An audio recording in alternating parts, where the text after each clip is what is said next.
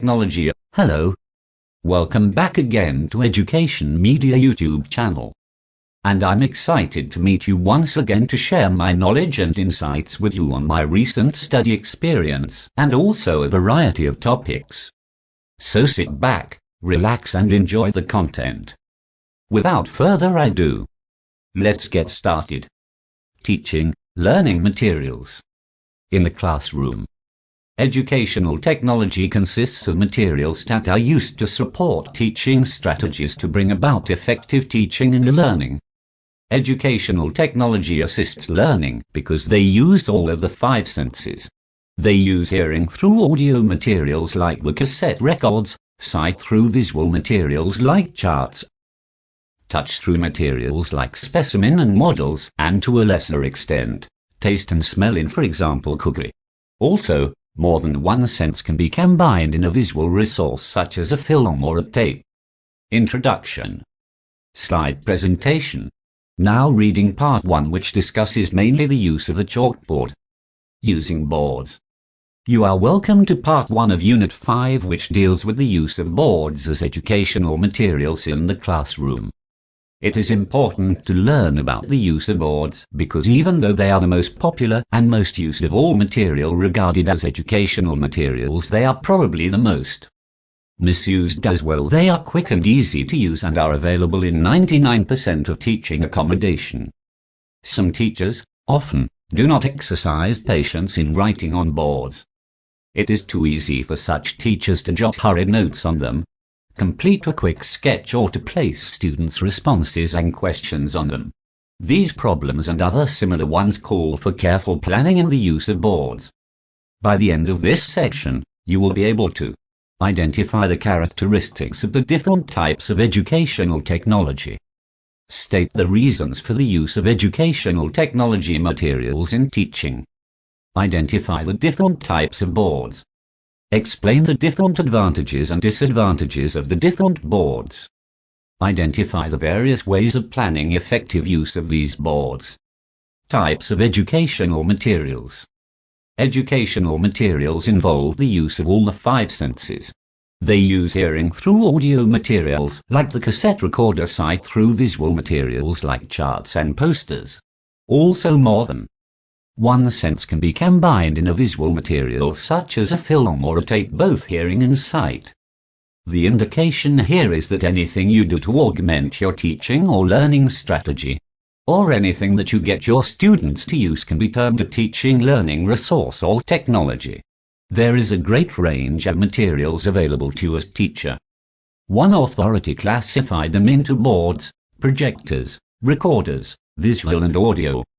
Board writing, chalkboard, white, flip chart.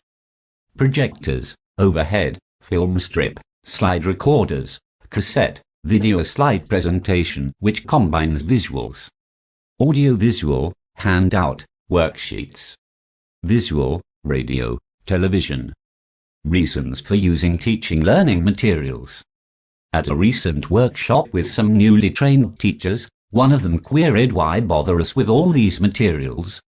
I can manage without them." Do you know the answer I gave? I said, of course it is possible to manage without a teaching. Indeed, teaching learning materials can really enhance your students' learning experience. Advantages of boards. Boards are in widespread use because of their advantages. Let me give you a few examples of these advantages. Always available. Easy to alter and amend, work versatile, suits any subjects, is able to be used. Color simple. Students can see the build-up of diagnosis. Disadvantages of boards. The disadvantages of boards are very few. Here are some of them. Teacher cannot see the children as he writes on the board. The teacher's writing has to be larger than normal. If the presentation is unplanned, it can be untidy. The teacher's notes on the board do not provide a permanent record. Guidelines for the use of the chalkboard. For a teacher to use the chalkboard effectively to enhance teaching and learning, the following guidelines should be noted. 1. Teacher should be prepared. He sees that the chalkboard and erasers are properly cleaned and maintained, that chalk is available in sufficient quantity, planning what he is going to write on the board, keeping writing to a minimum by using keywords or conceptual diagrams. 2. Keep writing neat, large, heavy and high enough to be visible by all, being brief and specific. 3. Practice writing and/or printing in a straight line. 4. Avoid writing and talking into the board at the same time. 5. Intersperse writing on the board with questions or verbal emphasis. Keep the class aware of what is being put on board and why. 6. Chalkboard etiquette. If someone will be using the board after you, please don't leave it for him to erase. Another nice thing is to clean the eraser against the board. Flip chart, whiteboard and felt board flip chart. What are they? Flip charts are essentially large pieces of paper placed on a stand and used instead of a white or black board. These large pieces of paper are mounted on a stand or easel. Let me state one big advantage of flip charts over chalkboard. It can be prepared before the lesson so that you can take your time over neatness. Also, in this way they can be whiteboard. There is another type of board which is becoming very popular, especially in the towns. It is fast replacing chalkboards. Do you have one in your present school? Well, perhaps when you were in college or university your teachers might have exposed you to it. Whiteboards are used for exactly the same purpose as chalkboards and the principles of their use are the same. However, they have the advantage of being clean and modern. Felt board. Can you imagine one way in which the teacher can make pictures and charts a little mobile before the students? It is by using felt boards. You can easily construct a felt board for yourself. Are you asking how? This is how you can make it. Just a board. Mount it on an easel. Get an old blanket and cover the surface of the board with it. Get some starch and sand stapled at the back of the pictures or charts. You have made a flannel graph on which pictures can stick. The pictures can stick on the blanket. These pictures can be moved round by the teacher to form a story. Skills of using still pictures. You are welcome to Part 2 of Unit 5 of this course on General Methods of Teaching. I am sure you found the previous part interesting and easy because most of the things discussed there were very familiar to you. This part is going to be equally easy. You also know that still pictures are very versatile and can be adapted to many different classroom situations. Still pictures constitute one of the commonest teaching practice. The preparation and storage of most of these materials is very easy. You also know that they are very versatile and can be adapted to many different classroom situations. After reading this part you will be able to learning materials teaches use in towns and in villages. Identify the differences between projected and non-explain the qualities expected of still pictures. Projected pictures. Kinds of still pictures. What comes into your mind as soon as you hear of projected still pictures? Electricity, of course. Still pictures can be distinguished from moving pictures. Still pictures are further divided into unprojected and projected pictures. What are the distinguishing characteristics of each of them? We shall know presently, but in the meantime let me give you a few examples under each. Unprojected, photographs, illustrations. Projected, slides, film strips, photograph, illustrations. Use of pictures. I am sure you have an album in which you have kept some quite interesting pictures of yourself, friends and loved ones. When you go through your album, how do you feel? I am very sure the pictures bring back to you some old memories. In teaching, pictures may not necessarily bring back old memories. Pictures supplement teaching in almost all subjects in the curriculum. They are most necessary in explaining things outside the child's experience, for example, animals, land forms and vegetation, that the child has no opportunity of observing at first hand. Quality and suitability should be taken into account in selecting pictures. For older children they should be sufficiently impersonal to stimulate the imagination, should be sufficiently large. They should be suitable to the age of the pupils, they should be simple. They should be related to the subject matter. Pictures. Using oral aids. Welcome now to the teaching part. You learned about material stat appealed primarily to the eye.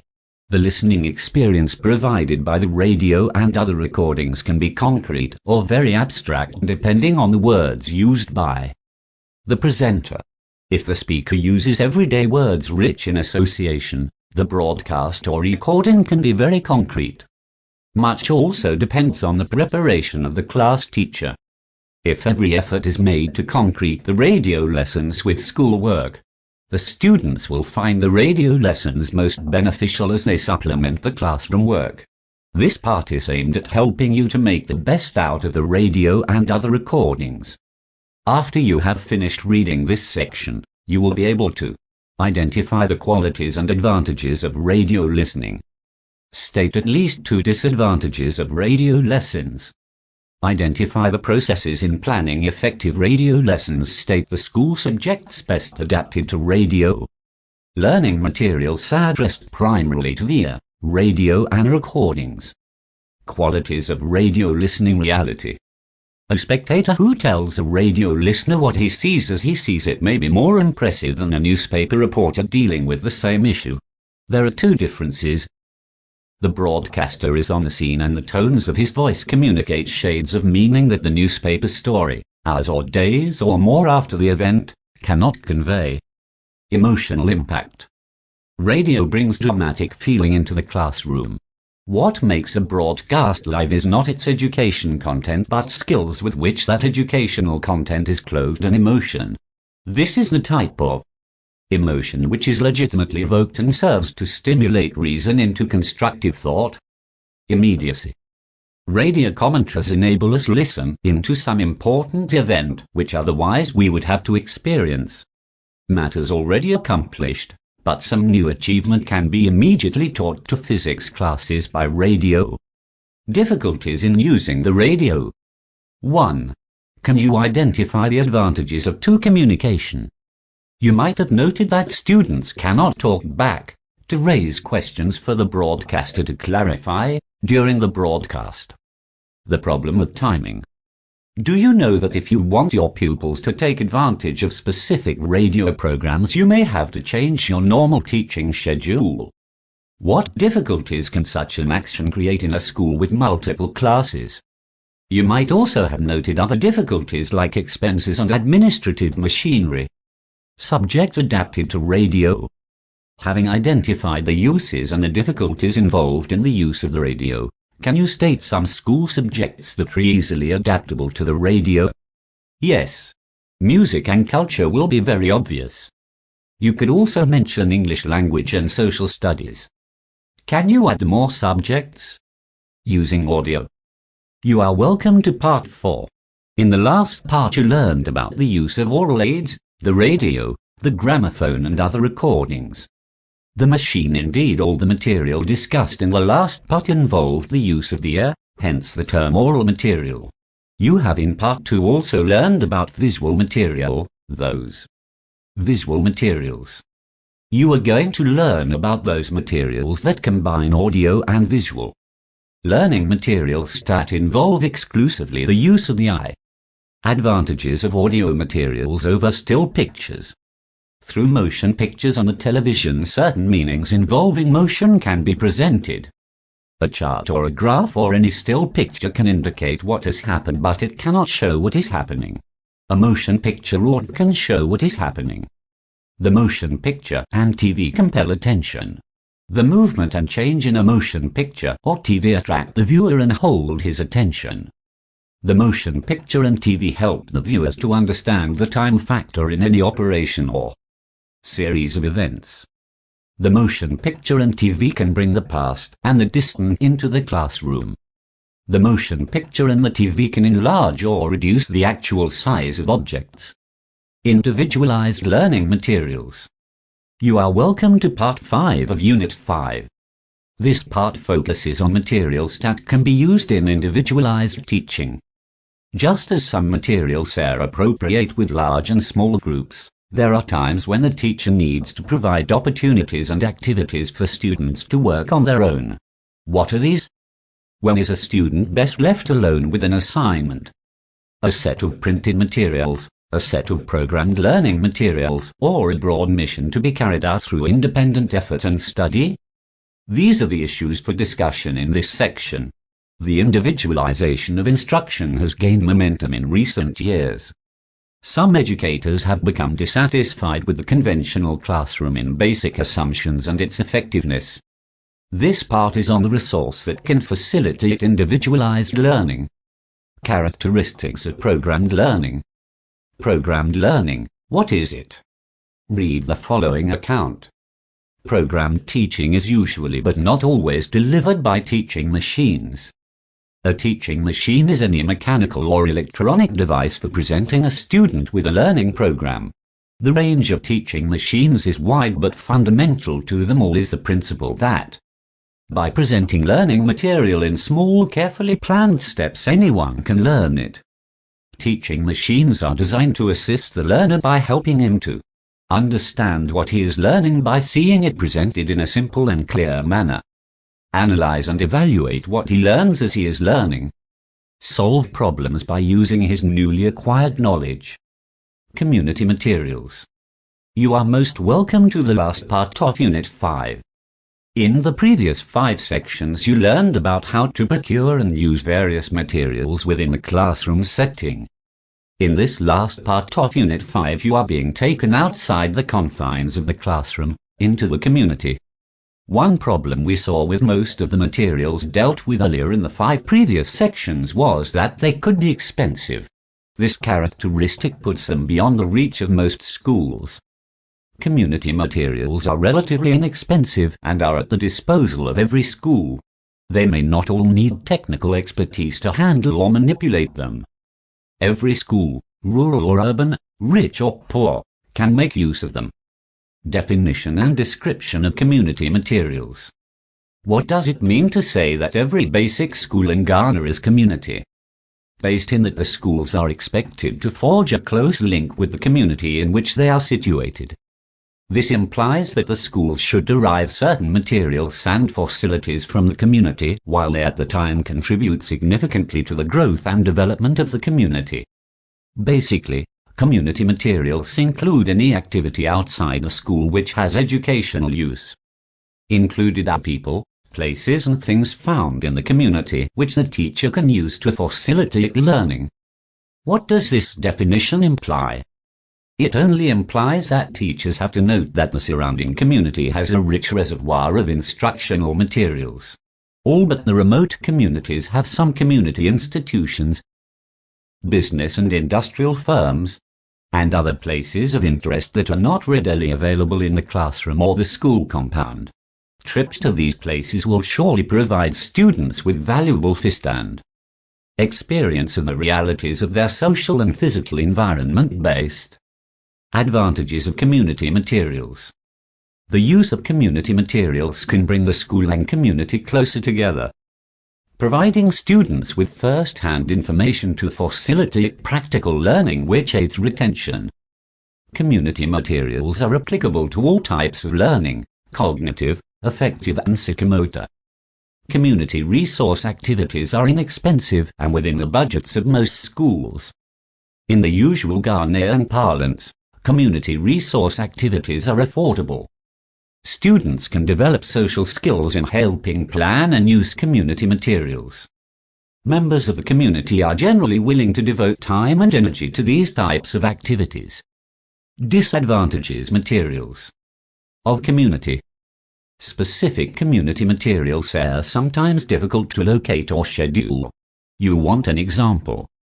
Locating resource persons when you want to teach the history of the locality may be difficult. Even if he is located because of his work schedule, it may be difficult to get him to leave his work to attend to the students. To use certain community materials, teachers must often obtain prior administrative and/or parental approval.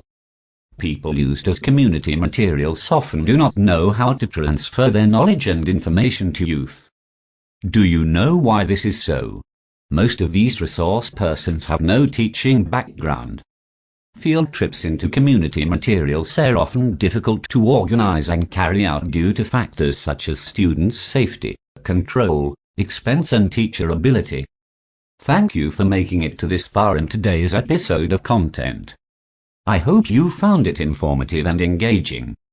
If you enjoyed this video, please consider subscribing to my channel and leaving a comment below to let me know what topics you would like to see covered in future videos.